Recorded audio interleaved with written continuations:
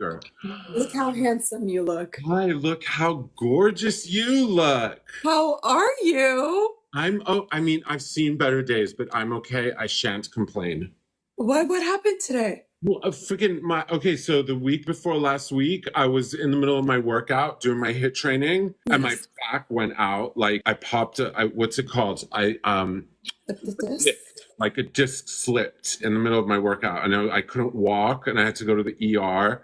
And then the next freaking day I went on vacation to Palm Springs. I was taking a little fight. Yes, I shan't.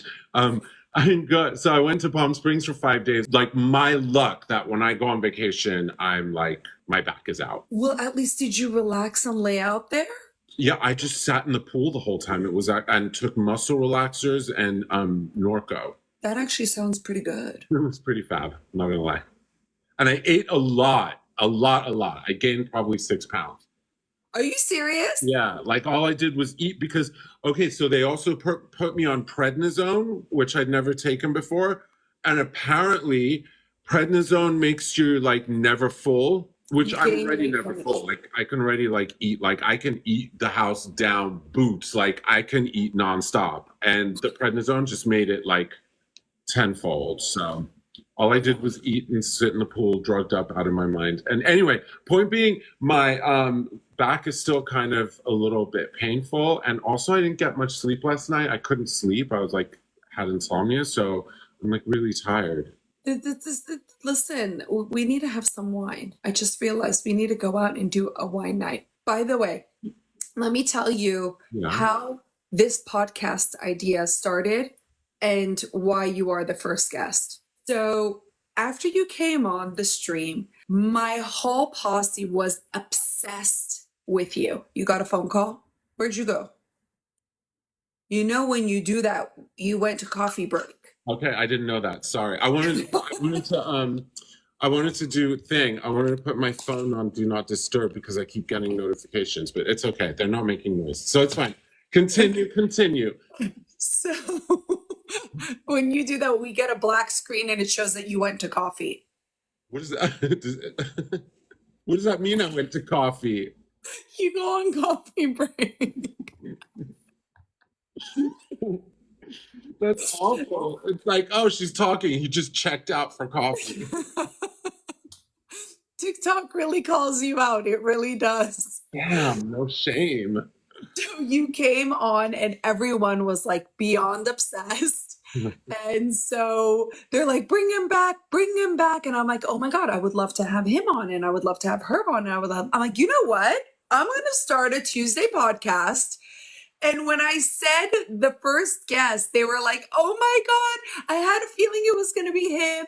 I'm obsessed with him. We're in love with him. And they're like, how did you meet him? What is he about? So I was like, you know what? I'm just going to bring him on and I'm going to let you give your whole entire spiel, who you are, what you do, and obviously your advocacy for Israel and you're Iranian and the whole nine and you're queer. And then I want you to show them the photo that you showed me in New York. Drag photo? Yes. Oh, okay. I don't know how to do that without going to coffee, but we'll figure it out. Well, first of all, thank you so much for having me. Like, I feel really honored that I would be your first guest just because for whatever reason, I was in some crazy ass mood in New York at that conference. And that was like, that live that you did for some reason brought something out of me that needed to come out of me that entire weekend because I was so bitchy that weekend. You really were. You were walking around, you're like, I hate everyone here. You're gonna want to talk to anyone. I'm a child of the 90s. I have that like 90s angst thing. It's always gonna be there. And when I see all these like, there was so much, like no shade to anybody. Like it was wonderful, but it just felt like there was a lot of egos like condensed into one space. Lots of influencers in one room. Yeah. So it was like starting to annoy me a little bit. That was like, I think that was probably the highlight of the entire weekend was like doing that live with you. You opened up like a flower. I blossomed like a petunia in the breeze. I know after this, after this, for sure, Matthew's going to be going live. I think I'm gonna have to start going live on here. I think so. I'm here for it. It's just gonna be like my like downtime. Like, what do I want to do? I don't want to leave the house. I'll go live on the TikTok. It's actually really bad because it becomes addicting, I because you believe it. actually like, you right now just see comments flying probably. Well, they're probably just listening to us, but for the most part, they are. Is it on sub only chat? Is it on sub only comments?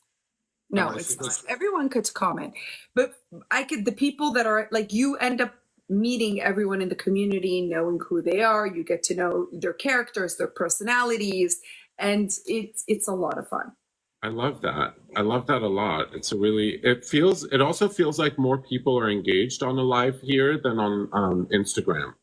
Is They're that actually not even talking that much. They're for the most part listening. hi? Wait. So, what did you want me to answer? Who you are, Okay. what you do, and how you have your platform and what you do with it. Okay. So, my name is Matthew Nouriel, and who I am. I kind of have an amalgamation of intersection in terms of my identity. So I'm Jewish, I'm queer, and I'm also Iranian, and 100% Zionist and 100% unapologetic in all elements of who I am. And how I got to do what I do, well, I've always been like really outspoken and kind of had a very tough time with dishonesty or like injustice, I guess. So I'd always been outspoken like that. And then when May of 2021 happened, so my Instagram account, which I'd had for years, it was just like using it like everybody else, just to like post bullshit pictures or whatever. And then when I started using it as a public platform, it really started out as a drag page, because I started doing drag like late, like in 2016, I started doing drag. And so I was like, I'm going to be like one of those cool drag influencer people. And I was like posting these fat pics. Like COVID happened. So I had nothing to do with my time except for get in drag and like take amazing photographs and post them. And then slowly, I started like integrating like my opinions on things and like stories about my life. And then May of 2021 happened, and I posted something which caught a lot of people's attention, which now it doesn't. Oh my God, there's a teddy bear hugging you.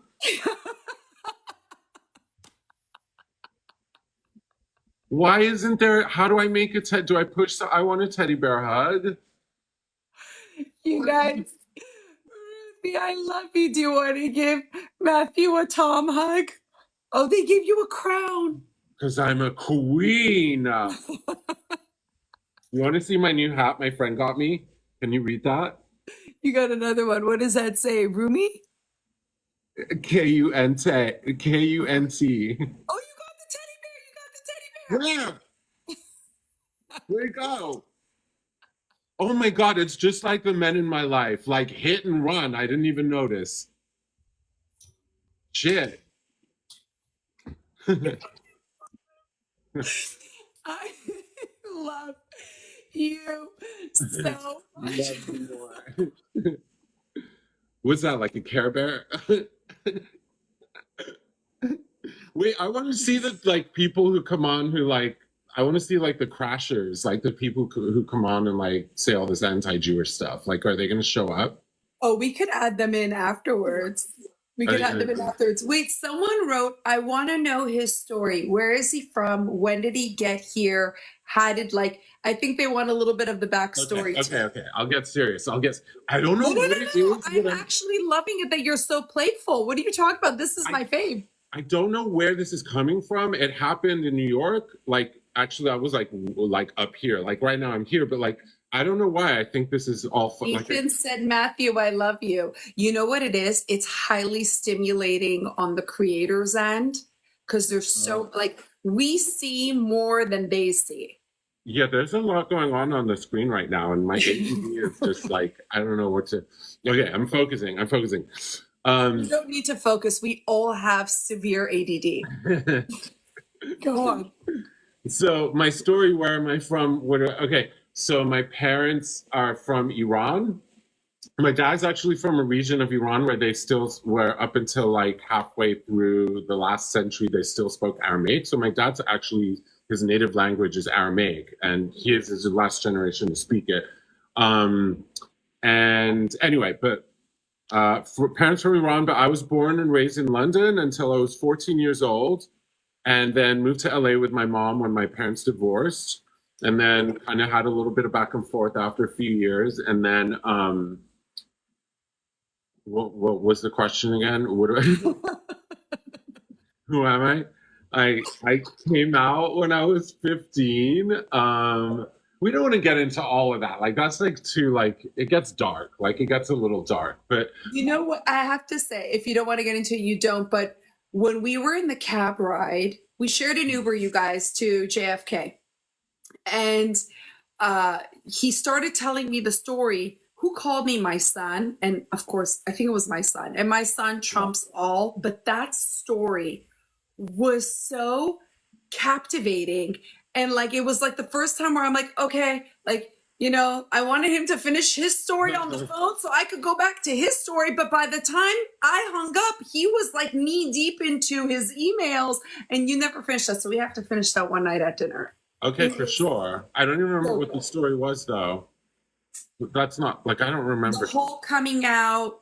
Oh, with the family and yes, I mean, it was really hard. I like it was the 90s, and you know, the Iranian community is Jewish community is very insular in LA, and it's that just came up on my screen. I don't know if everyone saw it. Okay, like hands in the heart. Anyway, it was a very traumatic experience because like there was no like Iranian Jewish, and like there was nobody for me. There was no sort of path. Like I didn't know.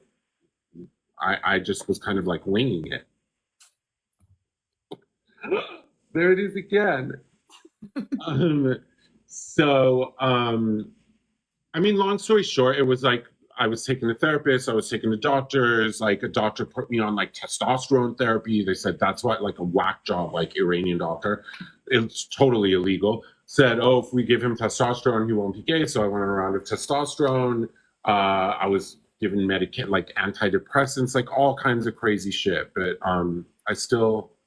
By the way, I want you to know that from the time that you speak to the comment when they're saying, "Oh, that's so cute," there's about a 5-second delay from your sentence. So when they're commenting, you see now they're commenting to what you were saying. Okay, so they didn't think I was cute. They did. They thought you were cute, but then you continued with your story, and then it became, wow, hell no. Do you get? There's a couple second delay from the time that you speak to they type for them to send it back.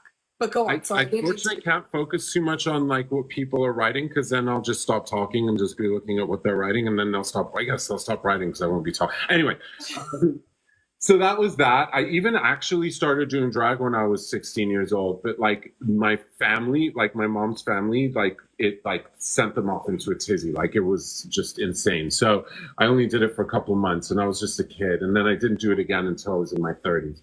But anyway, that was pretty much like, I guess, one of the major defining moments of my life. The other was like when I was in my early 20s, my mom got diagnosed with ALS, Lou Gehrig's disease. So I dropped out of college and became her caregiver until she passed away when I was 28. And then I kind of had to like start my entire life over.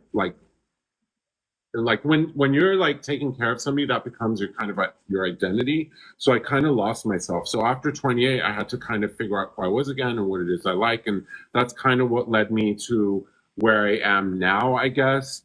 But yeah, May 2021 happened. And after that, I felt like my opinion or my thoughts is not that like a very common one, or my perspective is not a very common one. And people,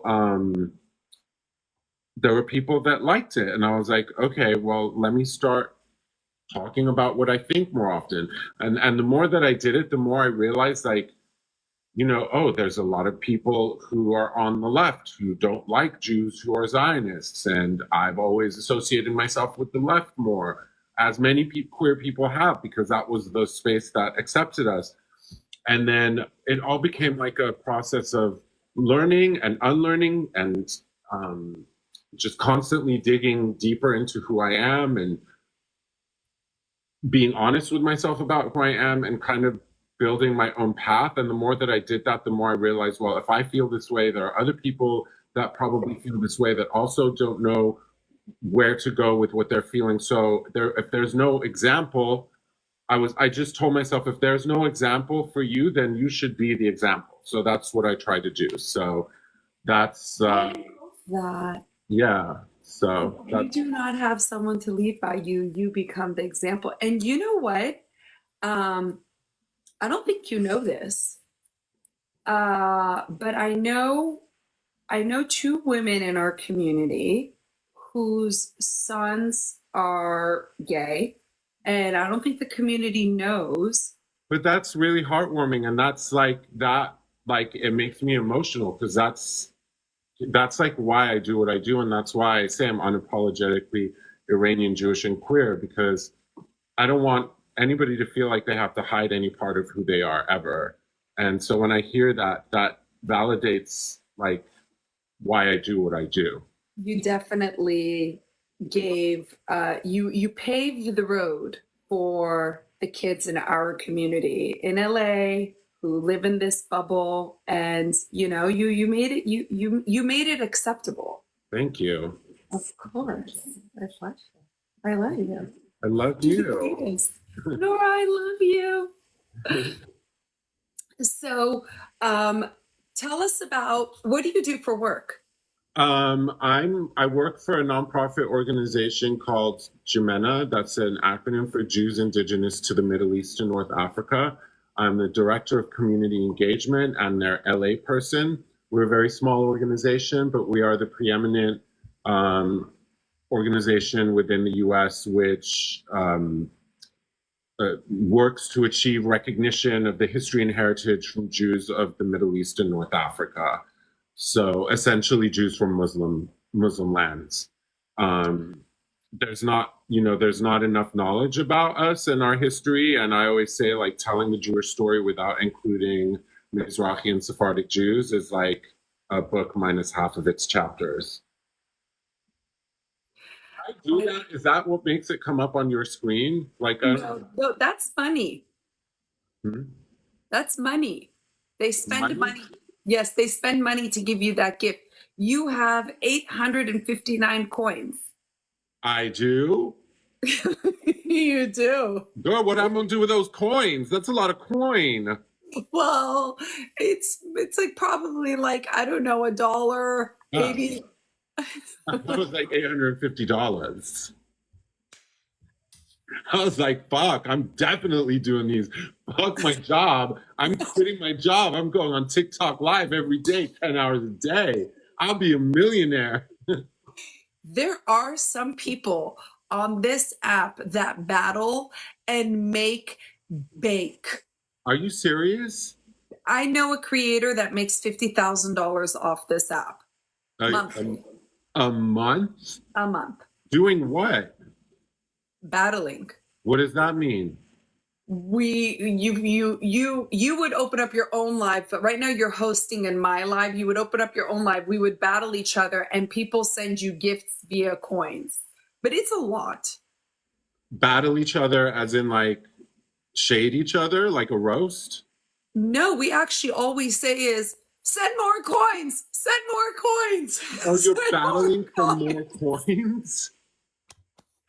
That is hilarious. And like your fans and the other person's, like if it was me and you, like our respective fans would be on and they'd be throwing us more points because they want us to win. That is so funny. Yes. Oh my God. Last night or 2 nights ago, wait, I want you to, okay, fine. After I'll tell you the small little story, I'm going to let you go back to you telling you. 2 nights ago, there were a bunch of IRGC supporters who, I have to show you the clips of a guy named Dash who came on The older millennial, this guy who's Iranian, had to flee Iran, came to the United States, 100% IRGC supporter, came on my live and told me Masa Amini didn't get beat up by the morality police. She tripped and fell. She tripped and fell into a coma? Yes. Into an IRGC police van? Yeah. Yeah. Wait, well, I don't understand. If he had to flee Iran, then why is he a supporter? Oh, because he thinks that the Iranian government, are you ready for this? Mm-hmm. The Iranian government's Jewish. Okay, so the person's like mentally unstable is what like what I'm hearing here. A lot of them say that. A lot of the IRGC supporters say it. So 2 nights ago, we had 2 Persians on here, and they are like yelling and cussing, and I'm like, in Farsi too. First of all, hearing 2 grown-ass Persian men talking shit to each other in Farsi on a TikTok live is hysterical within itself. It sounds like Shabbat dinner to me. Shabbat at my uncle's house. Wait, but that's so. How can you support the IRGC but not the regime? Because the IRGC is the regime. Puya is his name. Purya is his name. Puya? Yeah. Puya Kiadiga. What is this? I'd love to see this. It's a lot of fun. It's a lot of fun. Do you think some of these people are just like putting it on because it gets them attention? No, I think that they're trying to spread their propaganda. They're serious. They're very serious that the West is wrong and that Iran's doing nothing wrong, and we don't go back. Go to Iran then. What are they doing here? Oh, well, Dash can't go back to Iran. Oh, right, because the Jews. Yeah. Makes sense. Makes perfect sense. They are really whack. Okay, wait, so keep on going. So you were talking about 2021. You started using your voice. 2021 happened was what at that time was such a big deal. Now, of course, in post October 7th, it's like a walk in the park. But that was the first time I was like, oh my God, like our parents were right. Like they hate us just because we're Jews. Like, I live in West Hollywood, right down the street was like Sushi Fumi, and that whole situation, I was like, Jesus, this is right by my house. Where my dad lives in London, like that's the neighborhood where they were driving, down the streets, like in crowds, like in convertible cars, screaming, rape their children. I forgot, you can't say certain words. I changed that's why also the viewership's low. I changed the audience to 18 and over. Go ahead. Oh, so they were screaming like rape Jewish women, rape their daughters, rape their mother, like all of that stuff. And I was like, that's right where my dad lives, like it just hit really close to home. And there wasn't any sort of balanced view of it. Like everything was so like either super, super pro-Zionist or super, super pro-Palestine or whatever. And I just thought, well, all of this is because there's people being evicted from their home in Sheikh Jarrah. I didn't really know. I wasn't as knowledgeable as I am now, so I probably wouldn't say the same thing now. But at the time, I just thought, well, where's the middle ground in this? So I just posted in huge bold letters, I'm a Zionist and I think what happened in Sheikh Jarrah was wrong. Because I don't believe in people just being evicted. And people lost their fucking minds. Like the pro-Pally people went insane and they were just, I don't know what their problem was. And then the Zionist people got mad at me. But then what I noticed was the majority of those were like the loud minorities, and the majority of people were really on board. So that was how I sort of got introduced to the Zionist world. I mean, I was always a Zionist, but I was never an activist, I guess you could say. And so I felt like, okay, well, let me start talking about this. Also, a big part of it was because the more that I dove into it, the more this narrative of Jews and Zionism being about white supremacy and Jews are white colonial usurpers from Europe.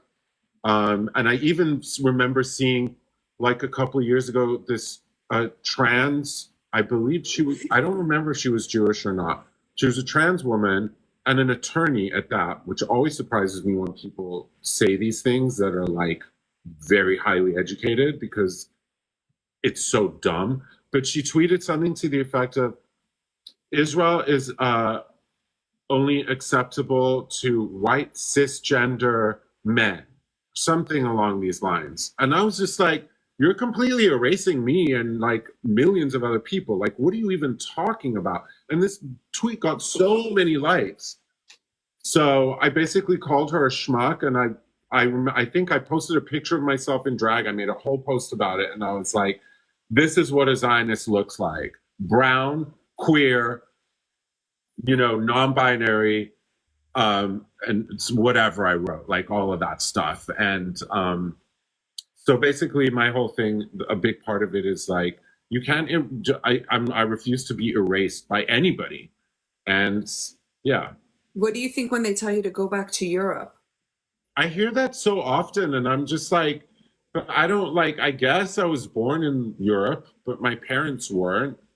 I just think it's such a like shitty and it's like they know, like I feel like they must know what they're saying is historically inaccurate.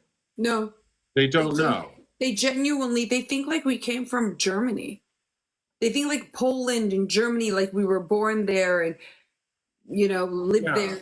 And then we decided to all of a sudden colonize Israel, like just out of nowhere. It's so weird. Like I get it. I've heard it often, like, go back to Poland. I'm like, do you see this? Like, does this look like it came from Poland? It just, I don't know. I'm right there with you. It's just so bizarre. Like it's so ignorant, and it's like, where do you feel like you fit in now with the elections? If you don't want to get into it, you don't have to. No, we could get into it. I'm an open book. Listen, I only became a U.S. citizen in 2020. Are you serious? I was here since I was a teenager. I was here on a green card with British citizenship. Now I have British and American citizenship. So I was not a fan of Trump. I'm still not a fan of Donald Trump. However, what I've learned through my journey is that I've learned to not let myself get caught up in like popular narratives, I guess you could say, right? So I have no problem with saying, as much as I think Trump is, I think he's dangerous, to be honest, but he's done some good things. I think one of the best things that he did was take no bullshit from the Islamic Republic regime. And also, the little puppy. Yes, my son came in. Sorry, I tried to mute before you guys hear the barking. Queen Lola. Is your son Queen Lola? No, Lola's Queen Lola. My son came in. Queen Lola went to go greet him. Gosh. Sorry. Matthew, you're a critical thinker. I love that. So this is, I try to be. So this is, I can also say that Trump, what he did in terms of the Abraham Accords was really, really wonderful, right? So I think we need to be able to recognize that nobody is all one thing. Nobody is all evil or all good. Now, what I was getting at was that that was the first time I was able to vote, was for the last election. And I was so excited to vote for Biden. And I thought Biden was so wonderful. And I was so proud to like write Democrat on my, fill out the form, register as a Democrat.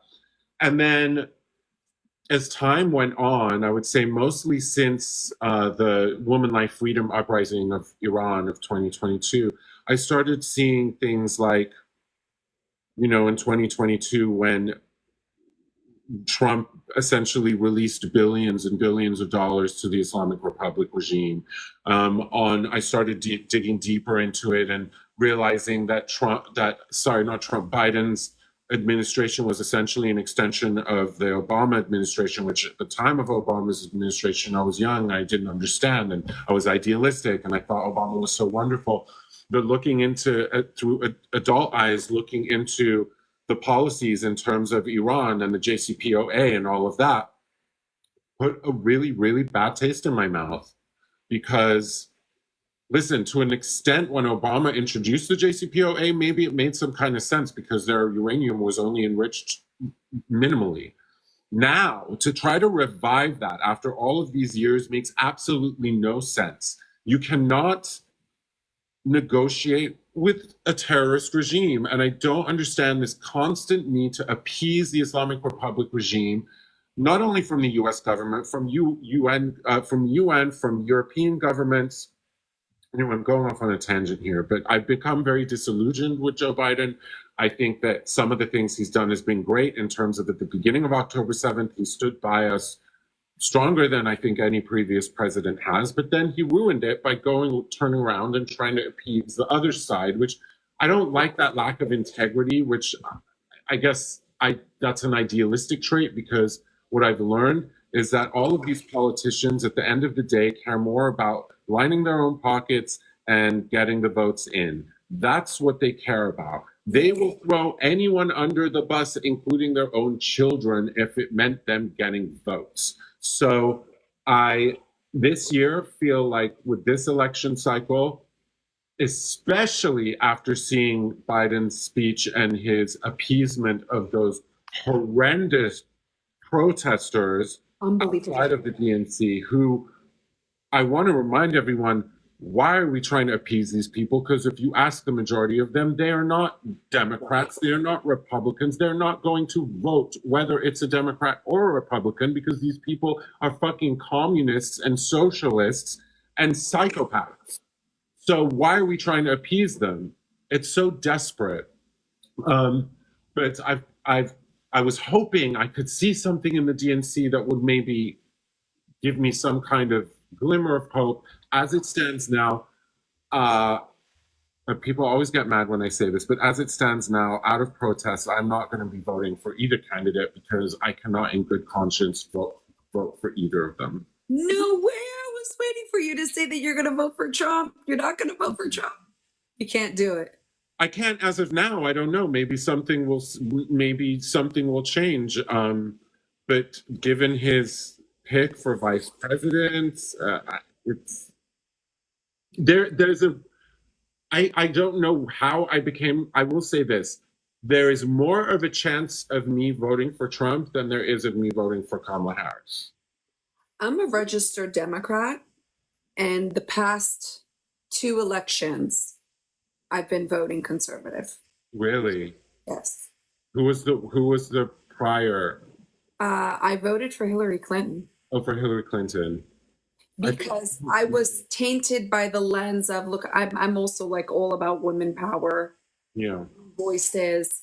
And I was like, she was Secretary of State. She was the first lady twice. Like, if anyone's going to be our first lady president, it was going to be her. So I was very tainted by that. And now I feel like everyone's tainted by the first African-American female president, when they're not looking at policies and what they stand for and what they do for, America. And so and then when Trump got elected president, all my family's in Turkey. I was embarrassed to say that the Terminator was our governor and the Apprentice was our president. It was really embarrassing. Like, the United States was being run by Hollywood. Yeah. And when in his first 100-day tour, he's the first sitting president to land in Israel. Say that again? Trump was the first sitting president that in his first 100-day world tour as president, every president does it, he's the first sitting president that landed in Israel as a part of his world tour. Oh, had they not done that before? Never done that before. Wow. Yes. Yeah, I appreciate that. I mean, I think in many ways he's really good for Israel. At the very least, here's the thing, and if you look through history, since the Islamic Republic regime came to power in 1979, when they came into power, it was Carter, and essentially Carter let it happen.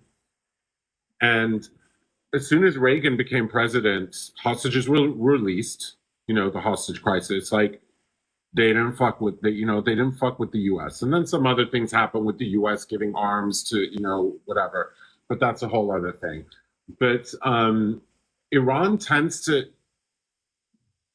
fear the Republican Party more than the Democrats, and that's because the Democrats, I think they're either just like stupid or there's something that I'm missing that I'm not seeing, that none of us are seeing, as to why they want to appease this regime so much. Melissa Chapman was like, you have leftist. She was left of left of left. Melissa Chapman on Instagram was a hardcore, solid Democrat through and through. If she's voting for Trump, I mean, I think that speaks absolute volumes. I suppose. I see you're like, we're not here to convince you. You do you, boo. Listen, at the end of the day, I'm a California resident. It's not going to make, my vote's not going to make a difference. I think if I lived in a swing state or somewhere else, maybe I would try to figure something else out, but it remains to be seen. But as of now, I cannot in good conscience vote for either of these people. I just think it sucks that there's something really broken in the system, and I think it sucks that this is what it is. I have a question. Mm-hmm. Where do you see yourself in the next 5-10 years? Oh God, I don't know. I don't think that far ahead, to be honest. I really don't. I know where I'd like to see myself. I don't know. Tell me that. Words have power. Okay, let's do it. Manifest it, babe.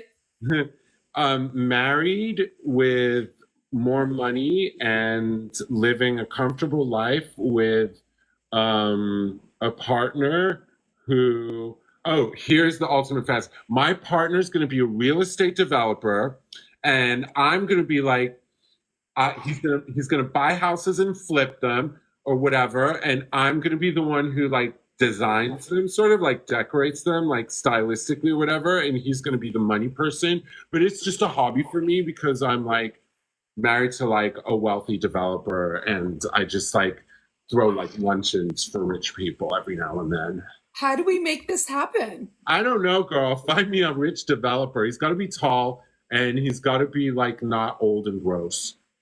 Yeah, that's right. Matthew is tall. I'm tall. I know, Joelle, your new partner. It's true. My husband's a developer. I do that. Does he have a brother? No. Oh. But even if he did, he's not as tall as you. I think, the more the bank account goes up, the less the height matters. I fucking love you so much. So much. What did you I'm a true Persian Jewish American princess at heart. Yes, you are. And then, okay, so I like that. I like that. Are you going out to find this lovely, gorgeous husband? I'm the homebody. That's true too. Yeah, I don't know. I don't go out that much. And no, I'm not doing enough to find this husband. So maybe I don't care that much. But we were in New York. I'm like, Matthew, do you want to go have like coffee or breakfast? He's like, yeah, I'll be ready in 20 minutes. I took Persian into account. I'm like, okay, we have a solid 45 minutes. 45 minutes later, I'm downstairs and I'm like, Matthew, and he's not responding. I'm like, oh shit. I'm like, did he leave? And then he's like, oh my God, I'm so sorry. I need like I'm so sorry. I just need like another 15, 20 minutes. Do you remember? You know why, right? It wasn't my fault. I'm actually, considering I'm Persian, I am very, very, very, on time. So usually. But what happened was New York is 3 hours ahead, and we were up till like 4 or 5 in the morning in the hotel lobby, like eating pizza and like having fun. And then I couldn't get up the next morning. Do you know my favorite part of all of those 3-4 days that we were there was the lobby scenes at nighttime? That's where it was at, girl. It was. That was the best part of the whole entire event, where we all got to hang out in our sweats. And after like the ice broke, we were all so comfortable. I loved it. Yeah. I wish I wish they facilitated that a little bit more than having us just like sit and watch people speak the whole time, because at the event. They're Yeah, having I mean, another one. because also there were groups of us who still did, like, I still haven't gotten to know some of those people. Like, You were being a little antisocial. mhm. Uh-huh. The next event that's gonna be in LA, you stick to me. Watch, I'll make sure you're gonna meet her. I was like, I don't know what got into me. Usually, I am a little bit more uptight, Uh-huh. but for some reason, I was like, you know what? We only have like 2-3 days together. I'm like, I'm just gonna meet people, and I would just and that's so not me. I walk up to someone like, hi. I'm And so not that person. I'm never that person, but this time I was. I don't I got into this to like, I'm not going to say I don't like being recognized or I don't like, being known or whatever. I like it. I would be lying if I said I didn't. But that can never be the reason why you get into this. I got into this to make a difference. I got into this to make a point. I got into this to speak my mind. I got into this to help people. I got into this as an advocate and an activist. So When I walked up to you, I walked up to him, I'm like, hi, I'm like, can we take a photo together? Obviously, I knew him from the UN event. He's like, yeah, sure. And then we take the photo. He looks at me, he goes, I hate everyone here. who said that? You. Oh, me.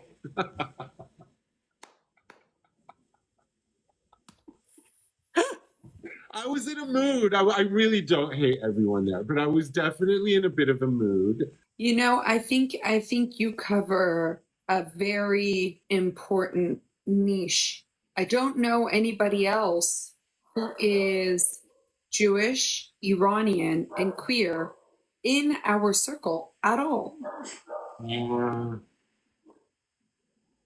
I know some people, but I guess they're not in this world. No, Needing to use their platform and their voice and, lead the way. Yeah, you're right. I'm sure there is. I just can't think of it right now. But He was at the UN event with Hillel, you guys, and he came to that day at the when we met with the ministry. Yeah, that's where we first met. We met with the ministry. You guys listen to this story. This is so Matthew. And honestly, I was actually upset for him. We were, I don't know, 12, 14 content creators, influencers. We met with the Ministry of Israel here in Los Angeles. They had a meeting for us. We all went around the table speaking. He sat silently. He didn't say anything. When it was one person before him, I will never forget this. He goes, you guys, I need to go. I have another meeting. I did. Can't believe you didn't say anything. An hour and a half, 2 hours. Everyone's yapping and yapping and yapping, and no one has any place to go. And you just sat there quietly. And we're like, wait, don't leave. Who are you? Like, wait, tell us before you walk away. I didn't. It wasn't like it wasn't intentional. I have this thing where it's like, don't interrupt people and let them speak. And I don't know. I wasn't thinking. I was just like, but I had to go. They knew I had to go. I told them from before. Matthew, your people are in here. Matthew, I love you. Love you too. You guys, I want you guys, if you have any questions for him, type it in the chat so he'll be able to answer you guys. Because a few of them they were asking while you were talking. And let me see if I could undo it, the audience. Wait, is Hebrew Hammer here? I like Hebrew Hammer. He's really cool. Let me see. Yeah, seriously, how could you sit next to Joelle and not notice her? She's like, I'll invite you. I'm like, I was there, babes. Nope, he's not in the room. Wait, so are they doing another one of those conferences, but here in LA? Yes. Yes. Everyone wants to know Matthew's skincare routine. He does have really Guys, it's not like when I logged on here, it gave you an option to blur your skin and it's on at like 50%. My skin doesn't look this good, I promise you. But you do have nice skin. Really? Okay, yes. So my routine is I wash with a face wash, any face wash, as long as it's foaming and it's for normal to oily skin or combination skin. I then use a toner which has some kind of exfoliating, like either glycolic acid or salicylic acid in it.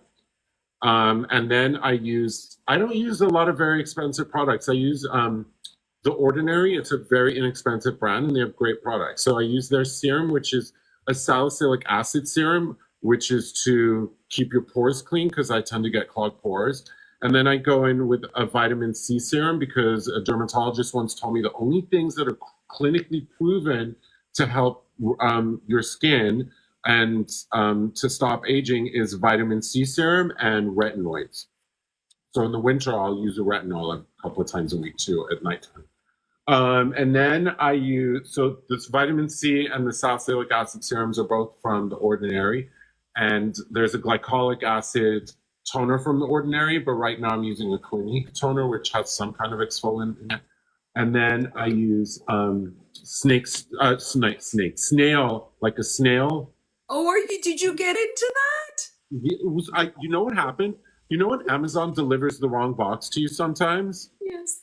So they delivered me this box and it was like with skincare and that was in it. And I messaged them. I was like, you sent me the wrong box. They're like, it's okay. You can keep it. I was like, all right, let me try this snail stuff. So I tried the snail stuff. It's really nice. It makes your skin soft. So I do that. And then I wear a moisturizer, which has a sunblock in it and eye cream. Right now I'm using like this Kiehl's eye cream. It's in a purple tub and it's like very, very thick and emollient. And I also like their avocado eye cream because it's very moisturizing. So I get dry skin under my eyes.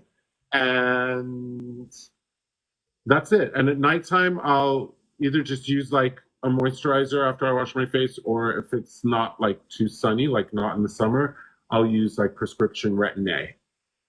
Do you not lay out in the sun? I do. You But do. I put a lot of sunscreen on my face as I'm getting older. Carrot oil all over the body. Oh my God, when we were in the hotel lobby, he's like, I'm not, he was talking to the younger influencers. He's like, I'm not your age, I'm just much older. And no, I'm not your guys' age. And I'm much older.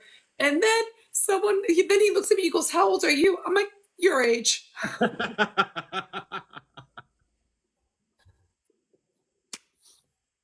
No, that's not how it went. No, it had. It's the same point where somebody was talking about my age and they said, how old are you? And I said, I looked at you and I go, I'm like the same age as her. I didn't mean it like to sound like you're old, right? Like it was just, I just didn't. Oh, and then he looked at me, he goes, how old are you? I'm like, same age as him. Yeah. That's what happened. I spun it back. I always stick my foot in my mouth like that somehow. Like, I have no idea what I'm saying at the time. In my like freaking, I don't know, I'm neuroatypical or something. In my mind, I'm just like, well, I'm just saying the same age as her and I don't have to say my age there. I didn't mean it like that. Because you legit actually look like you're 25 years old. Like legit. You look really young too. Well, that's this filter.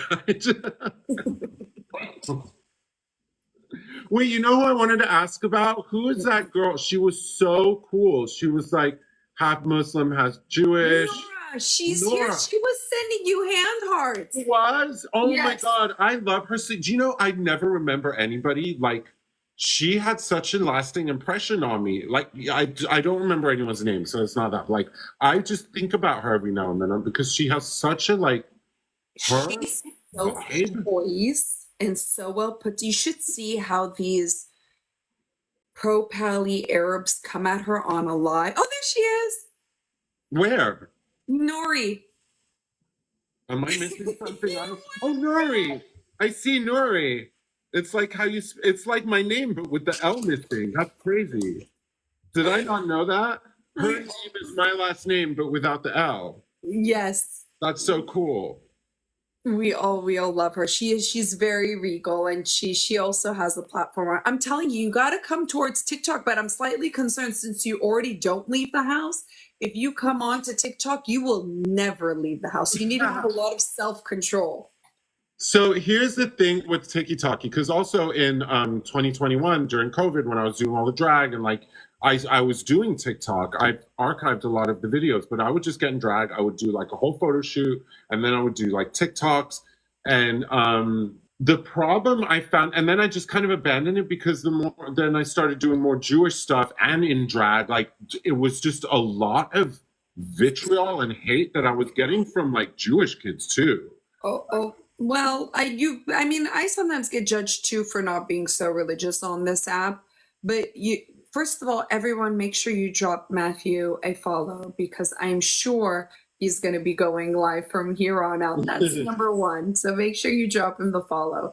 Number two, it's not a pro Israel app at all. When you do Instagram, it feels nice. There's no feel nice here. Oh, thank you, Saved by Grace. Did it make hearts come when I did it? I love you so much. I love you so much. It doesn't I'm such a crackhead, I'm sorry. You kissed and little hearts came. I thought you just kissed and little hearts came. On and maybe there you go. I will for sure. We could do it. If not Thank tonight, you so much for coming on and being my first guest. You don't know, it means a lot to me. Thank you for being here. It means a lot to me that you would have me on as your first guest. You're the sweetest. I love you. Everyone, make sure you give Matthew a follow, and I'm definitely going to bring him on again for sure. Thank you so much. Love you. Love you guys. This was awesome. Thank you for bringing me over to the dark side, to the tiki-taki. Tiki-taki. I love you. Bye. Bye, love.